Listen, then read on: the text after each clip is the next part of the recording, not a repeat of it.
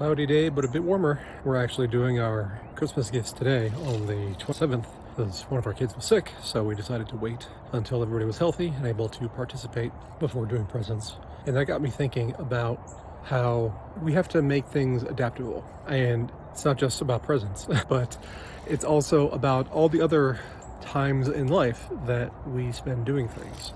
There are traditions that we have when it comes to holidays, when it comes to celebrations, when it comes to recognitions of things, and that's all great, and a lot of them have their purpose as far as ways of being throughout the year. But there's everything else in life too. There's how we work, there's how we relate to each other, there's how we do all the things we do in life.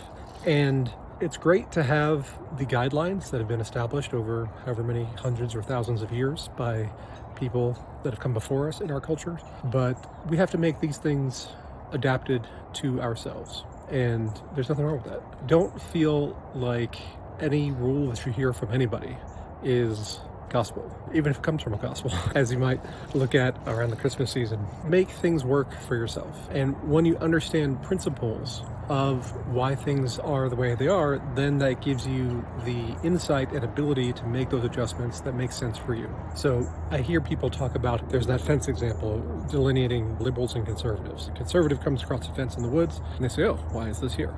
And the liberal comes across a fence in the woods and they say, this shouldn't be here. I want to be free to do whatever I want. And I think both of those are wrong. The middle way, as Taoists would say, is it's harder, but I think it's a better answer in that when you understand the fence, then you can decide if it should be there or not, and how you should. I know it's a little abstract, but it applies to like everything else in life. Everything's connected to everything. I've said that many times.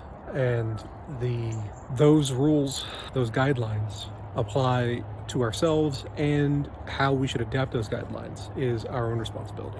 Anyway, that's what I'm thinking about for today.